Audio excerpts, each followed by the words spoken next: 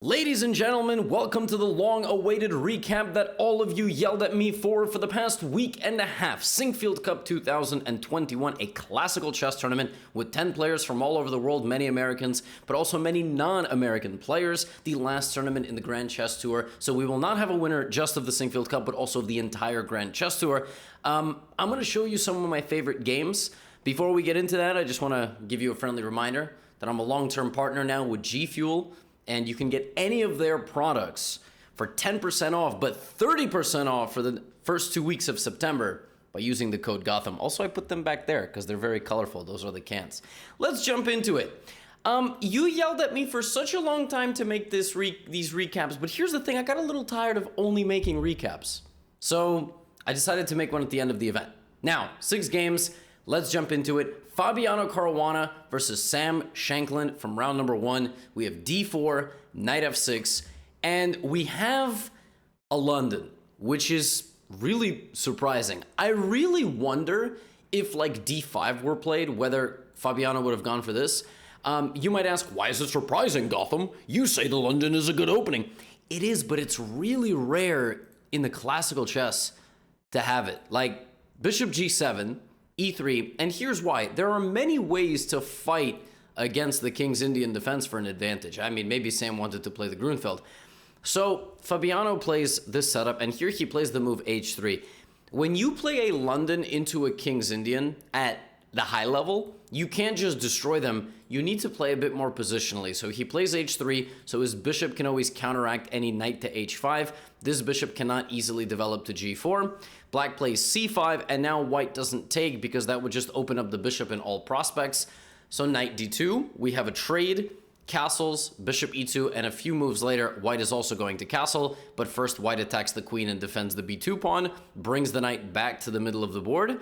Like right now, knight h5 would be really strong if it were not for the move bishop to h2, which is why you play h3. There you go, you see? Keeping the tension in the center of the board here. And we have queen e7 and short castle. So what is going on? Shankland rotated his queen to e7 to get out of the way of this bishop and potentially shove the pawns forward. He does exactly that. He plays e4, knight e1, d5, which is mildly ironic considering the fact that he wrote a book on pawn play. And the whole book is talking about how pawn commitments can really drastically change the position. And here they really do.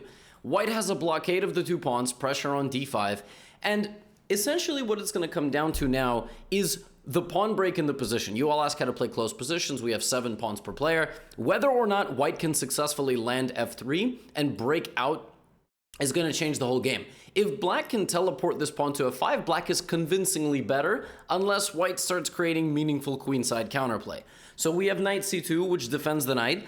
And now that Sam blocks the defense, not blocks the defense, but rather the attack of the queen on the knight, it becomes more possible, and here come both of these moves. So f3 and f5. So what is going on?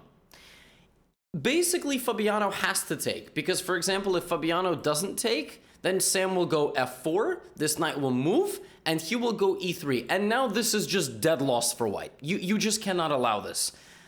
You're basically allowing a tumor to grow in your position. I mean, that it's only going to get bigger, and it's malignant, and it's not good. You're going to have to sacrifice something. You're simply losing oxygen. So he takes on e4, takes, and so now what? Now we have the same situation. So what does black want? Black probably wants to activate some pieces this way. So we play bishop to f4, disallowing that. Now Sam wants to double up, queen g3, knight f6, and both players bring their second rook. So both players realize that the whole game is going to be played on this rectangle. I'm not even joking. This over here doesn't get touched. Basically, the rest of this game is decided by play over on this side. Watch. Queen h4. Okay? What does queen h4 do? Adds pressure here. Maybe you want to trade off the dark squared bishop. Knight e8. Knight g4. You're trying to get into the weak dark squares, right? How do you know the dark squares are weak? When a player has 5 pawns out of 6 on light squares, this pawn is basically meaningless as a dark squared pawn. So there's basically no pawns on dark squares. The dark squares are not accounted for. And so knight d6. Now we have knight e3. See how every piece is coming? Levy, you said that nothing was good. Yeah, well, they're all going to the king side, okay? See, knight e7, knight e5, takes. And Fabiano is slowly improving his position. Now he's also removed the chief dark squared defender. Knight f5, and now we play, look at this move, look at this move, look at this move. Knight g4. What is worth more than a queen? Any subscriber of Gotham Chess and Gotham City. Go subscribe to the second channel. I got podcasts and clips there. All right, go look in the description. Is it in the description? Is it not in the... Did I not put it in the description? Go look on the channel page, but not yet. There's a spider hanging off of my camera. Oh my gosh, it built a web. Oh my, you can't see it. I promise I'm not... Wow, I'm watching a spider weave a... Aren't you happy you clicked on this video? Now you get to see this. Anyway, if you take the queen, there's checkmate. I've got to watch this spider now. Queen g5. This is all softened up. Let's get back to the chess. Takes. So Fabiano is down a piece. You see knight, bishop versus bishop. But this is soft, that's soft, and there's mate coming. And when the knight moves anywhere, the rooks are also going to get softer. So knight goes back to g7, queen h6. There is a checkmate threat looming here. It's to take and then to take this. So knight f5. Of course, now you're going to get your knight back. Rook takes f5. That's not mate, so what do? How do you win this position? Take the rook, takes, and takes.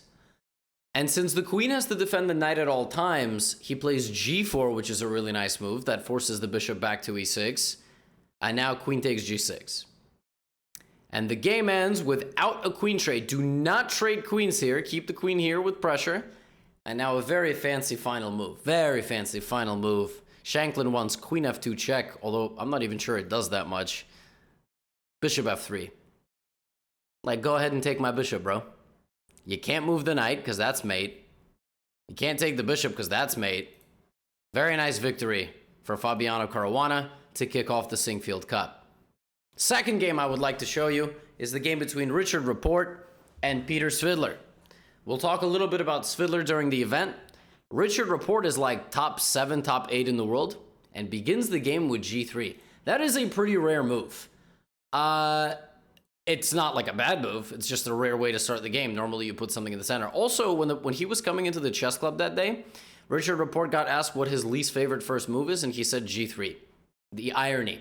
So now we have a ready. When you go back to a ready, knight d7 is a very, very rare move. But I played it in a recent training game. You watch the training games that I do against my anonymous training partner, right? I know you do. Oh, you don't? That's really embarrassing. You probably shouldn't have shared that. d4. The point of d4 is so that black doesn't play e5. And now black plays knight b6, which looks stupid, but it's not. You just don't want white to go c4. Now white plays a4 to try to play a5. Now black plays a5 so that white doesn't play a5. You see, chess is a pretty simple game. Knight to c3.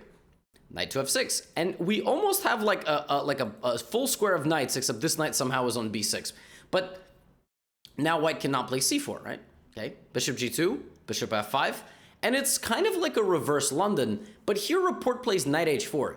Remember last game, Caruana had the h-pawn out so he could bring his bishop back? Yeah, that doesn't exist on this board. So he goes here and gives this up. And since black has now given up the light squared bishop, how will black set up the pawns?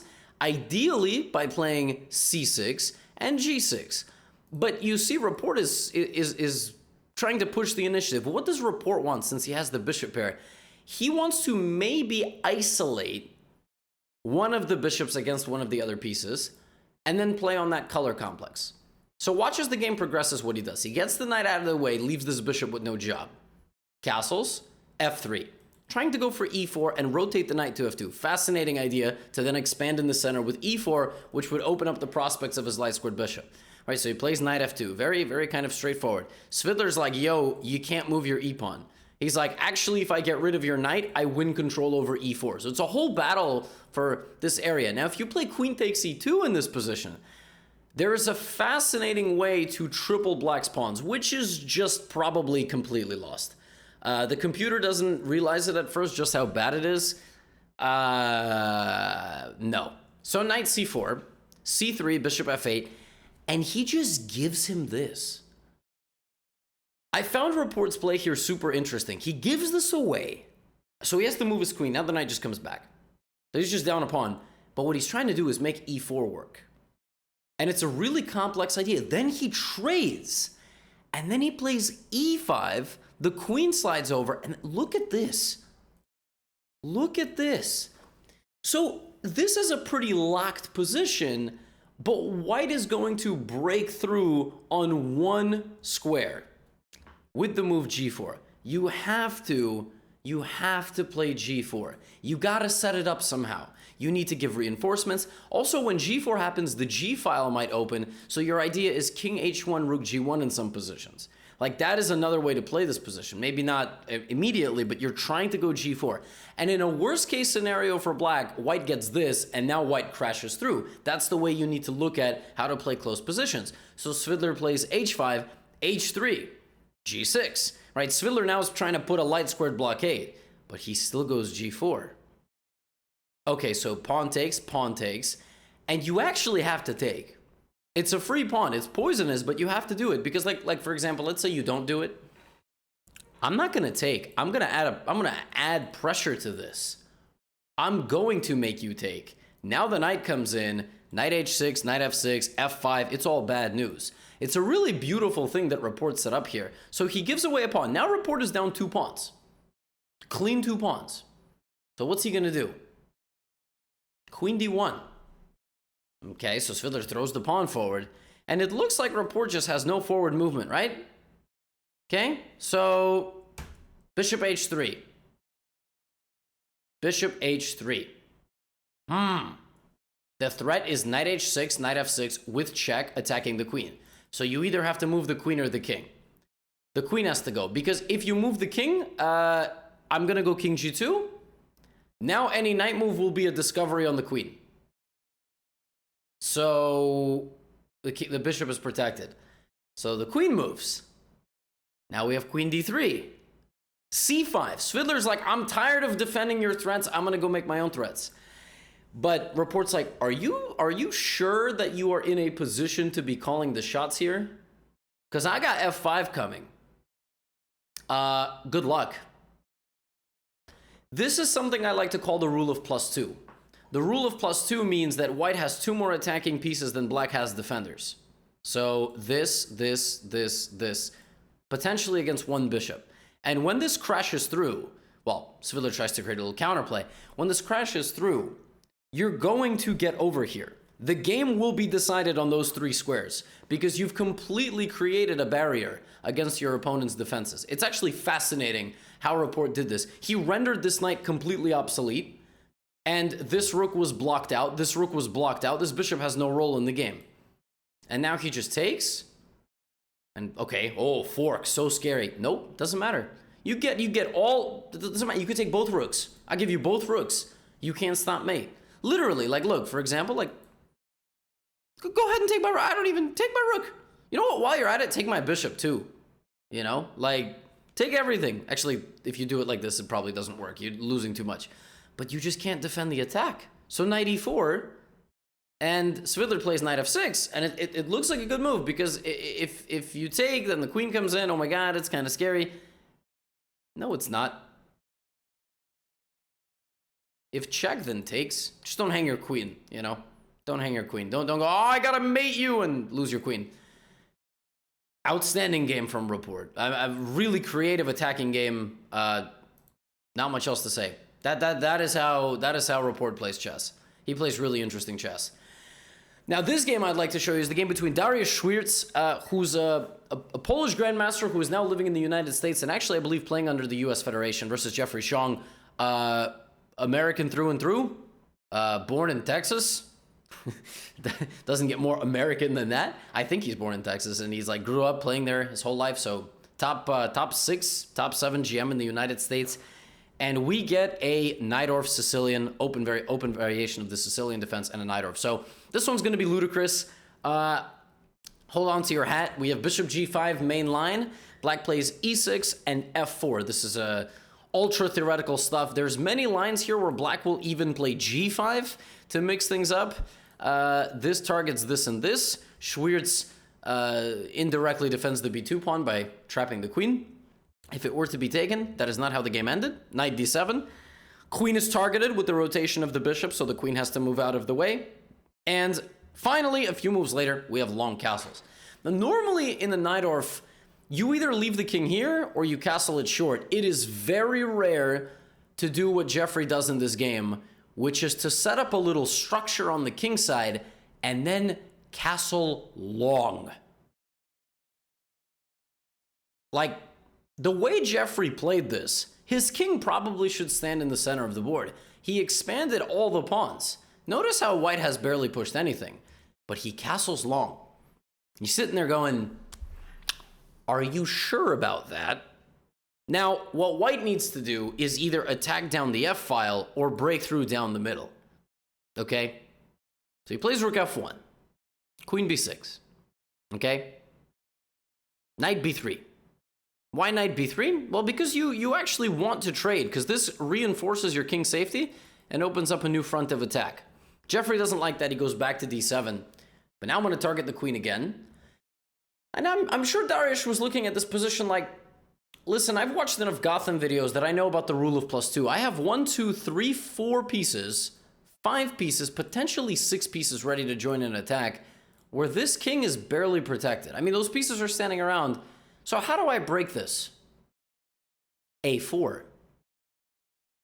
And this is a problem, because if B4, knight A2, and if you commit all these pawns forward, I still get in. Hi! And then there's going to be rook D4, rook C4, A5 softens up, C3 comes into consideration to chip away, and then the rook comes. Uh-oh. So A4, B takes A4, knight takes A4, but now the knight just comes back. You know, why did the knight come back? Because this is about to come. So for example, if queen C7 in this position, I have bishop A6. I'm just going to win the game. So rook takes H2. Jeffrey comes in on the other side of the board. Okay? Knight A5. It's whoever's going to get to who first. I mean, one guy is trying to encroach on the other from the side, but now we have a fork, so the queen's got to move.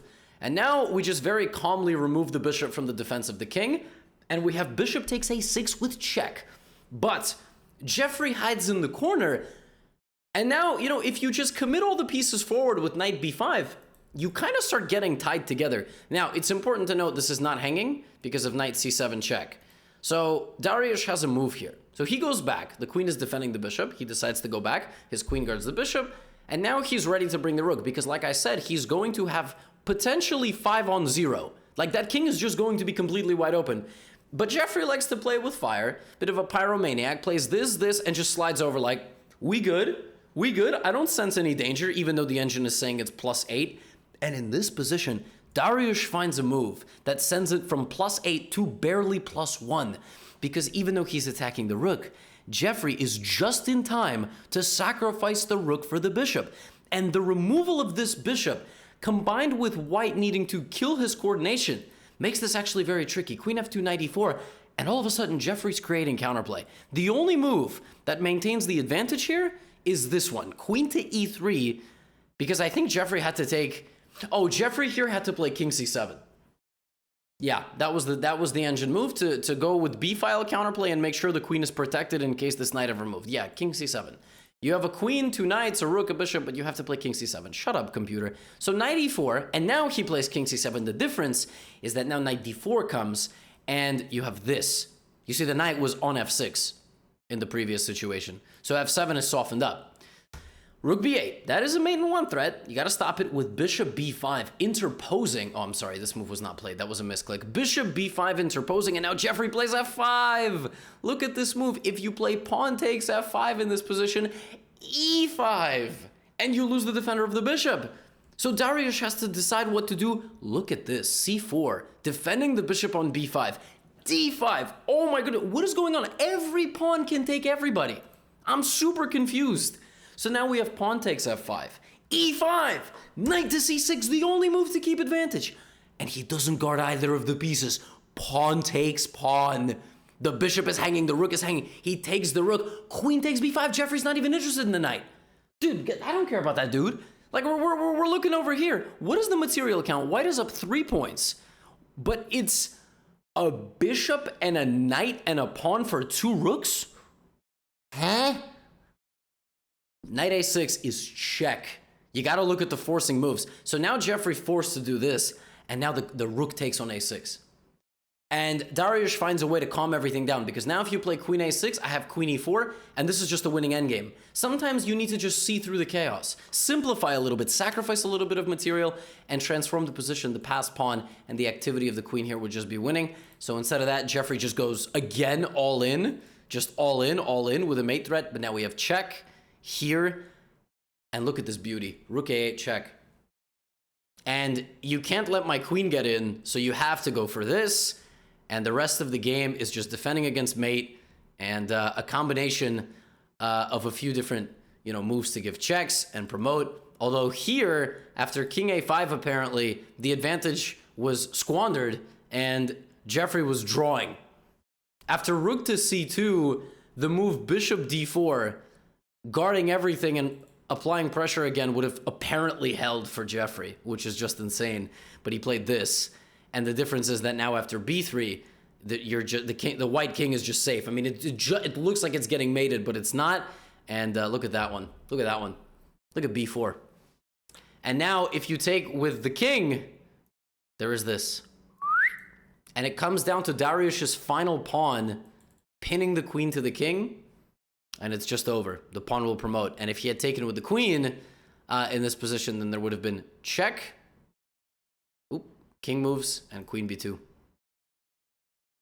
Insane game. Completely insane game, folks. I mean, my goodness. I have another game for you. This is a game between Shahriar Mamedyarov and Richard Rapport. Awesome game. Mamedyarov and Rapport, probably the two most creative players in the event. And we have a semi-Slav defense, Miran variation with e3. And here, black waits for white to develop this bishop, and then will take, like this, on c4, to potentially win some time. So bishop c4, b5, bishop slides back, and a6. And black's counterplay here is associated with the move c5. There it is. Mamedyarov lunges in the center with e5 attacking the knight. Danger levels, both knights hanging. Let's sacrifice the knight. Okay, I take your knight. And now Rapport doesn't even take the pawn. He defends the b5 pawn. Okay. Castles, knight f6, but now the knight is actually attacking this. Say, what? It's defended. What are you talking about? No, it's not. Prove to me it's defended. If you take, there's bishop b5 check. So the entire board has exploded, but the board is not done exploding, because a few moves later, Rapport voluntarily damaged his kingside structure.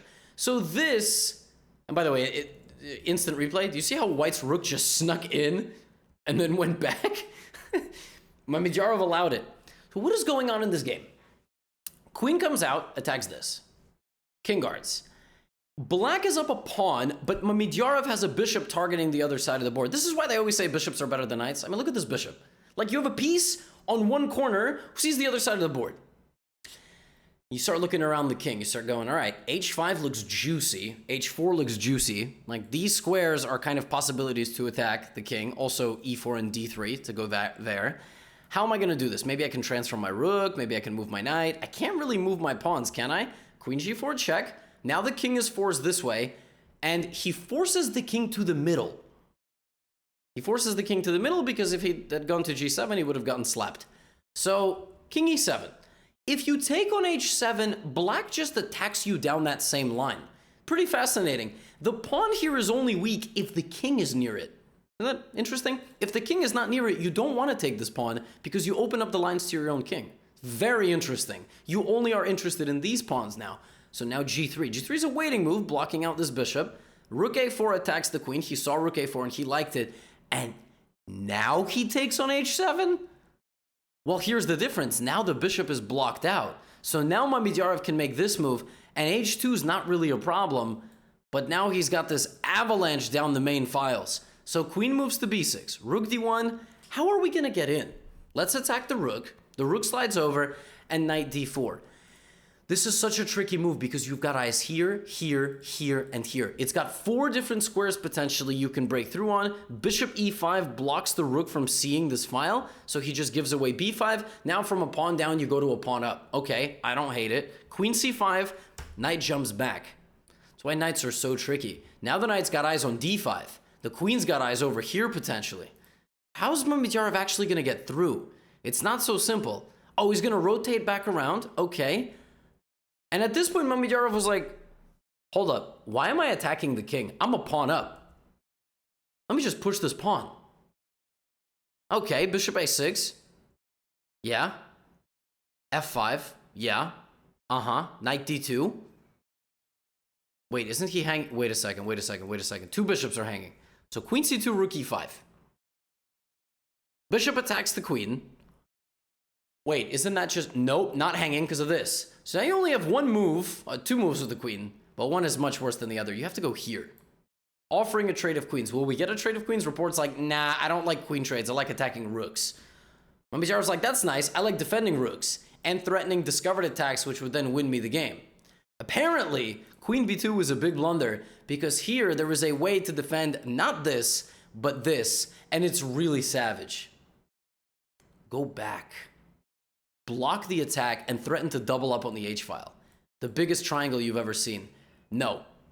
No. He goes back to g8, but there's a big difference here.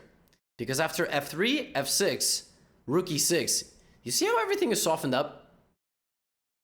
It's kind of a game between who's going to crush who first. Now, what's funny is that this move, f6, on Black's 40th move, which is normally when you get the bonus time in chess and classical, was a mistake. He had to play like bishop d5, for example, or here the computer gives the absolutely scumbag line, rook h2, king h2, and then f6, because rook e6, queen g3 is checkmate and won. Or this, or this, or this.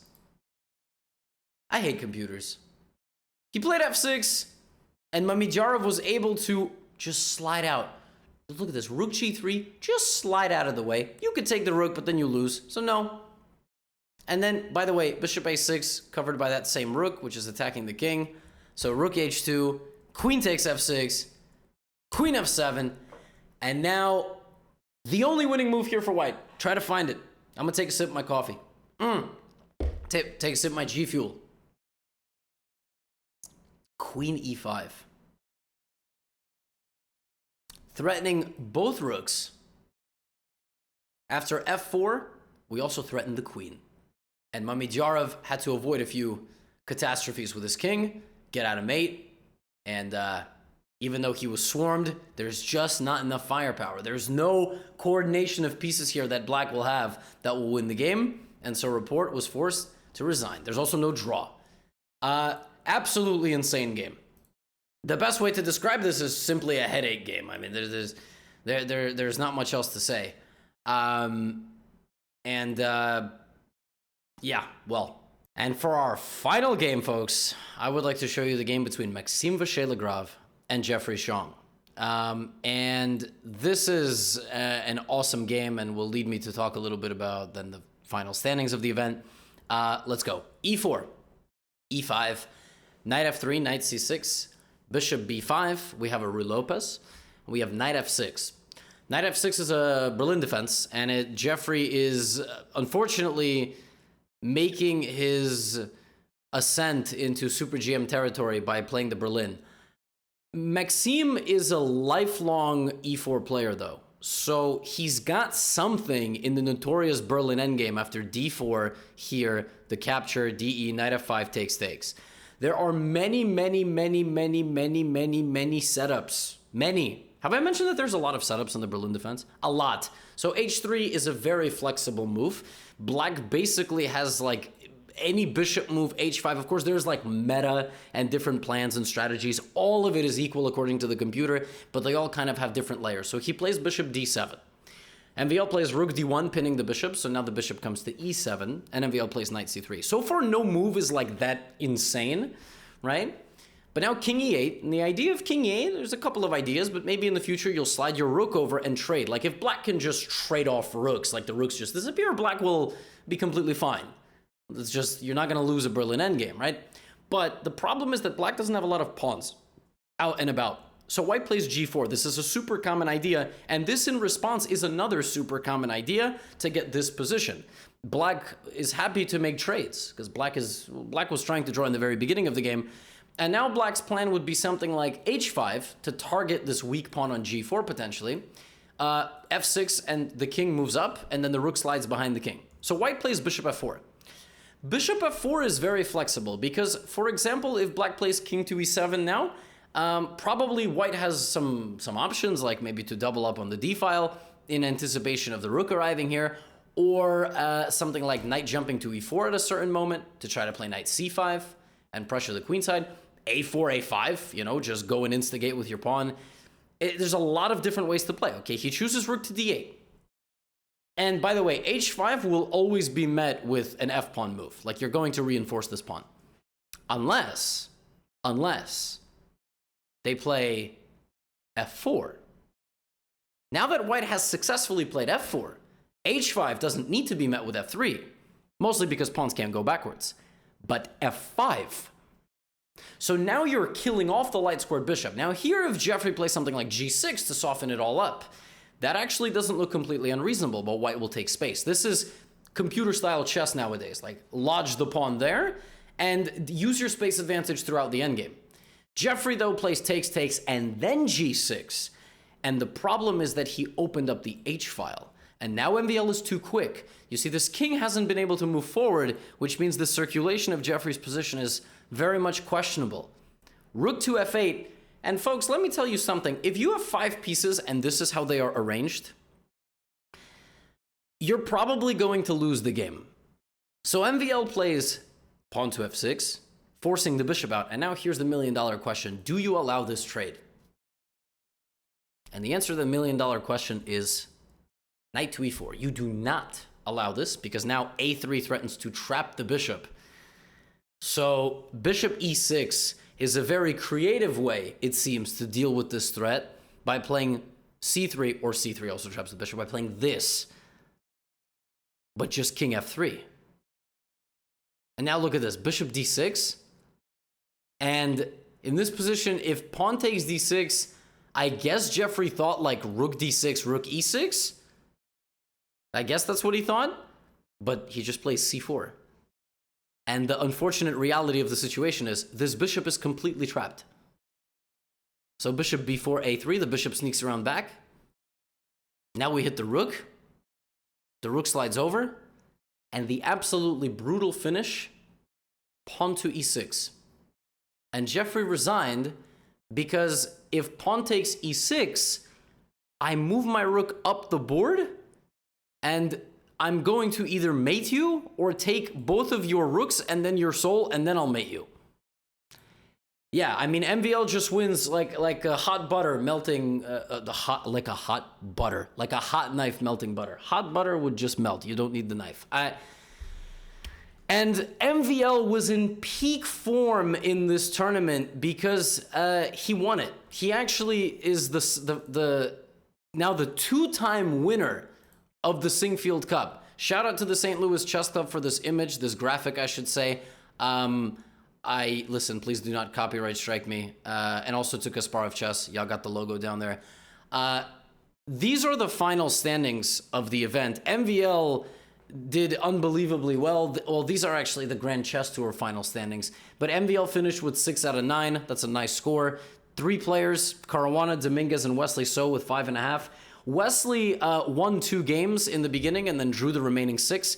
Some of these games, like, I would love to feature all the games of the players who scored well, but not all of them were that fascinating. And again, I don't really like making recaps that are like an hour long, so I tried to do my best. And the overall winner of the Grand Chess Tour is none other than Wesley So, who wins $142,000 total for the whole thing, for this event, and MVL with 156K.